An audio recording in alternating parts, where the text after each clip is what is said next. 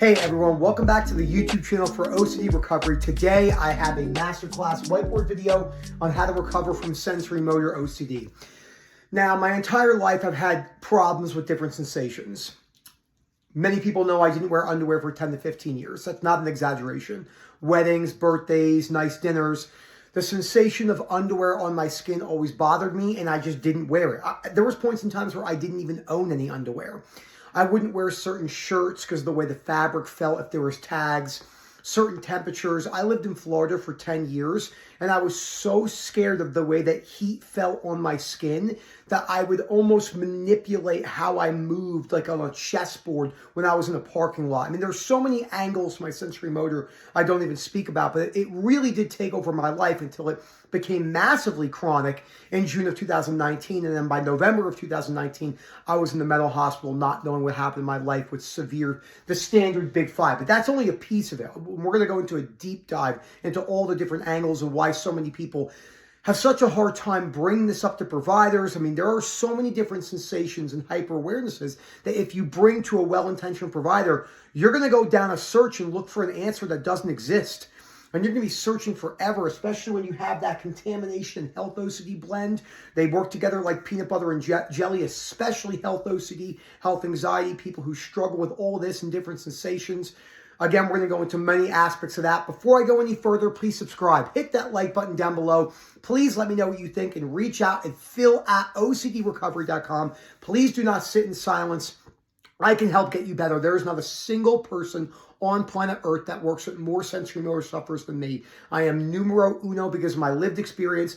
I have worked with the amount of people who have come in on the first call. They said, yeah, I was stuck for 8 years and I just somehow found your video.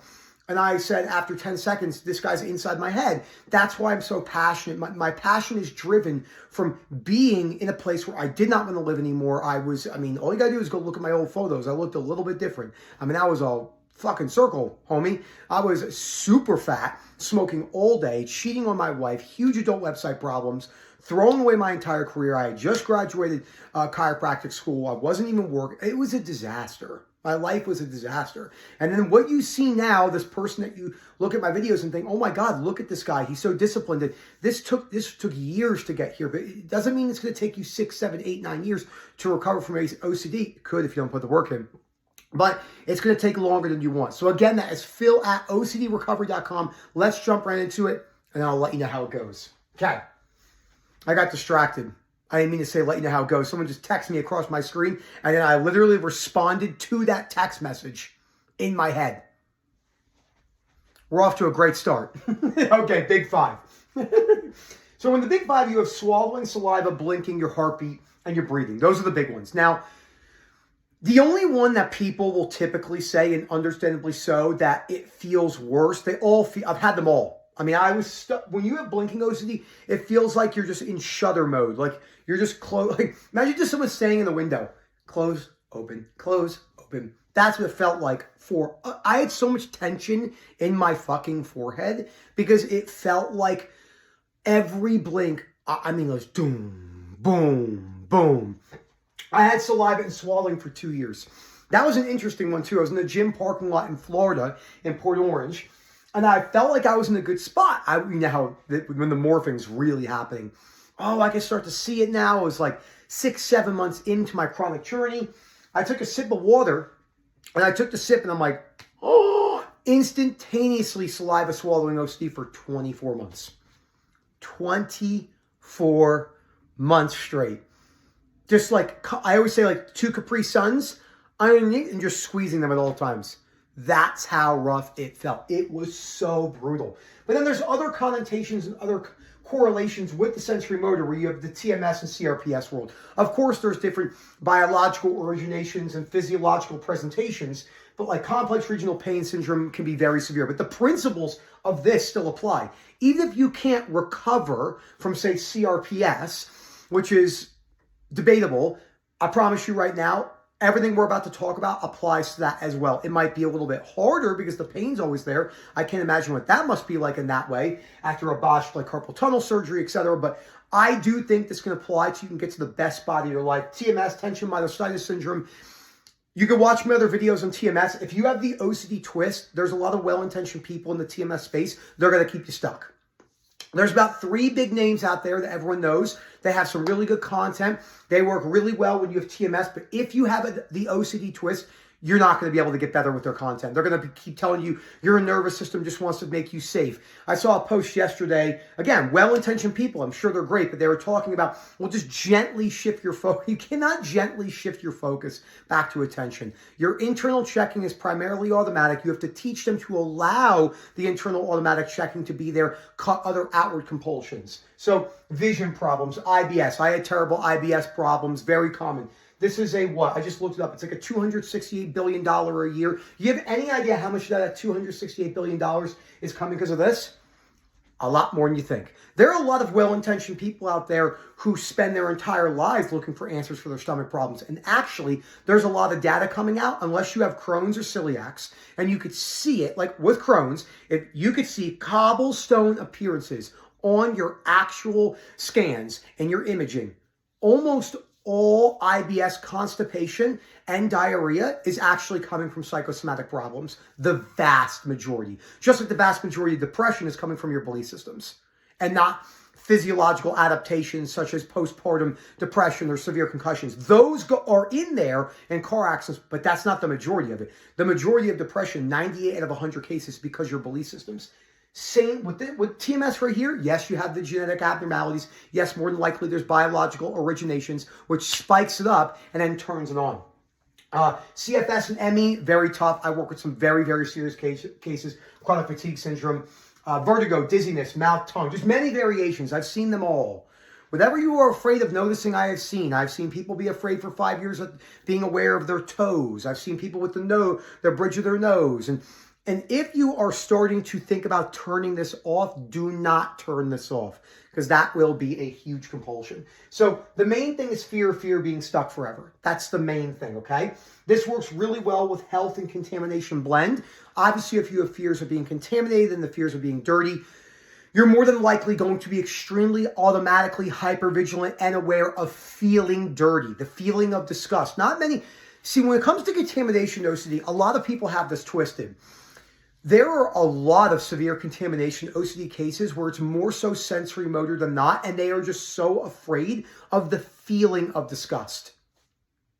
The feeling of it, not even so much being contaminated, the feeling of being disgusted.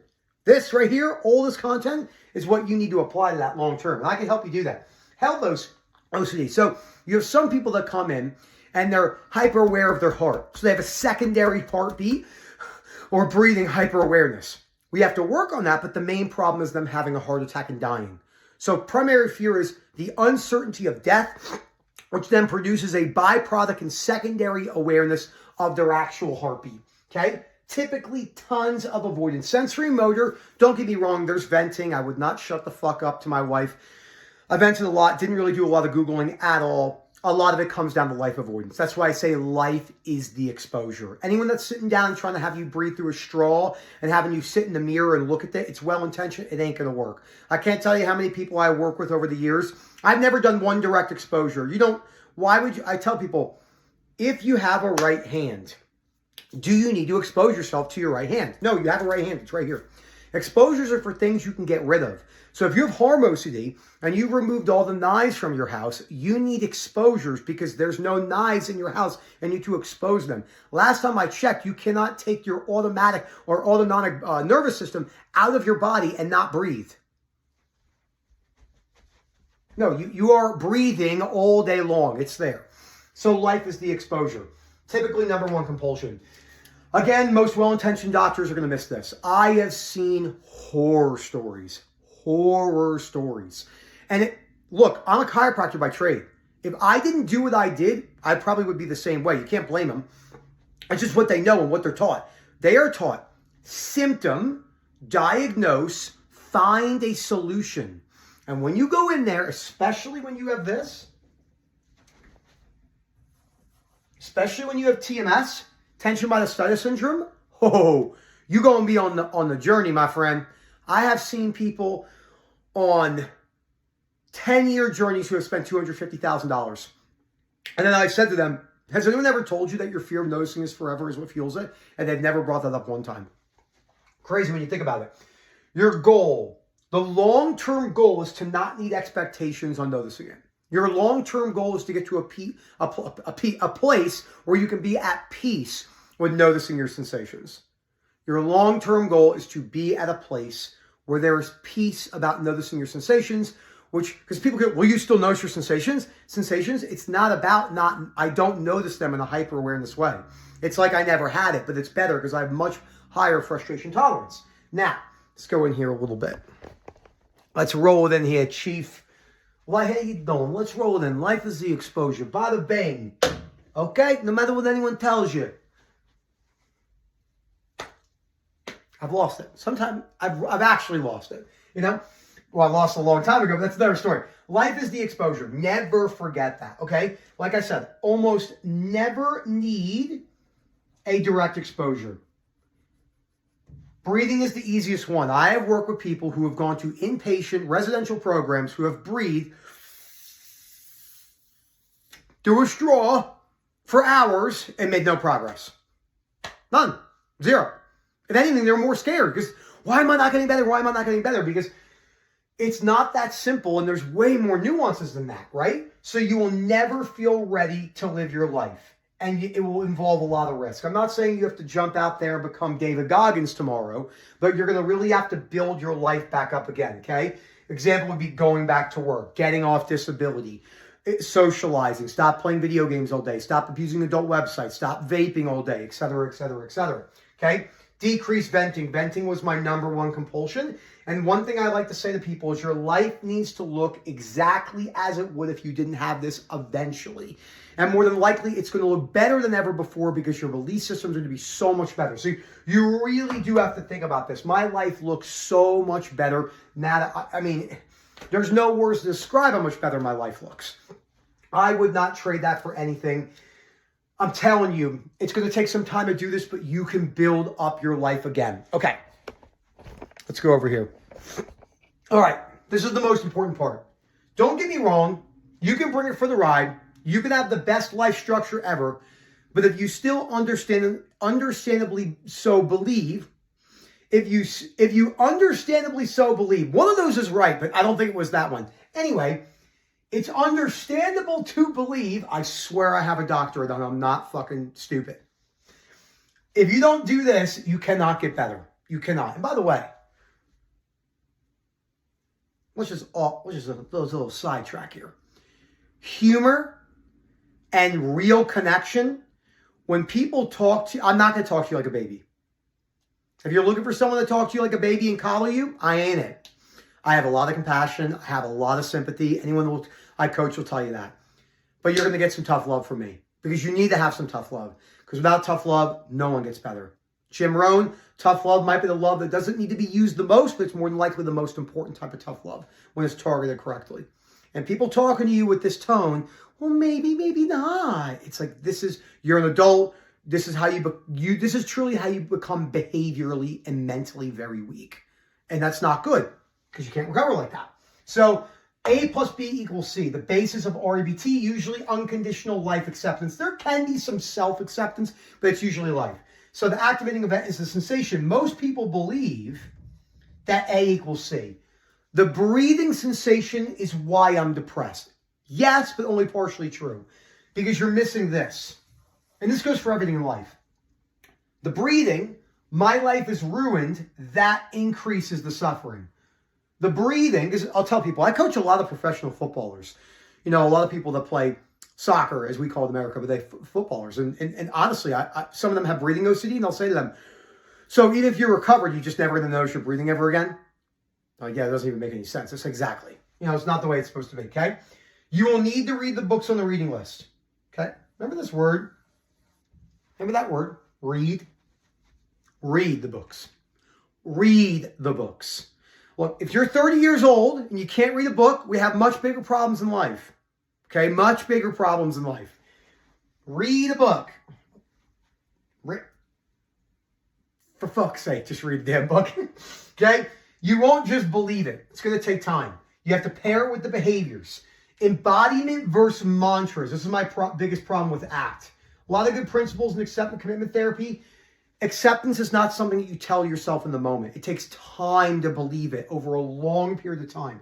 So I personally do not recommend people use these mantra sheets that people gave. I was giving them. It's not that simple. Acceptance doesn't mean agreement.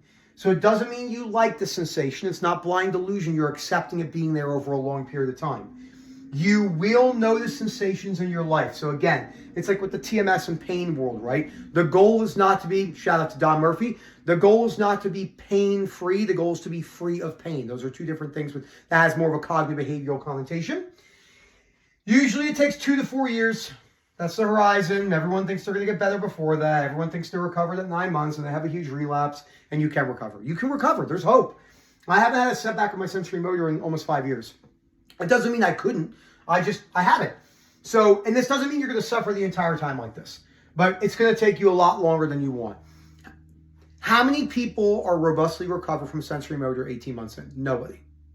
How many people who put the work in are fucking 75 to 85% better, usually 18 to 2 years in? Most people. But are they still susceptible to a big 3-4 month relapse at 2 years? Yeah. Me, Sam, Gemma, Elliot, all of us specifically had our worst relapses between 2 and 3 years. We were doing good for a while. All of us. Just the way it goes. So, excuse me. I hope you guys enjoyed this video. Please let me know what you think. Ooh. I'm falling apart here. So happens when you have a fucking newborn. So at least I don't look like... I made a video, like what? It was like the first Saturday when we brought Roman home. And I was like, welcome to OCD recovery. I had someone message me yesterday. They're like, dude, I remember that. Like, I see now what I used to look like with my newborn. I was like, yeah, I'm fucking shot. And I can't even imagine how my wife feels. I mean, oh my God, the woman's a saint. So Phil at OCDrecovery.com. Please don't sit in silence. This is a great community. There's nothing like it. It's very unique. Hope to hear from you soon. We can work with you with it. However you can come in, we can make it work for you. Please do not sit in silence. I can help you get better and enjoy life again. I can bring you to the water, but I can't make you drink. But I'm not going to bring you to the water and go, it's okay, you don't have to drink. I'm going to bring you to the water and I'm like, drink the fucking water. Drink it. But I can't make you drink it. But I can push a button. So I can just put a little poker, drink the water, drink it. Now, drink. And that's how you get better. So I hope to hear from you soon. And as always, enjoy the rest of your day.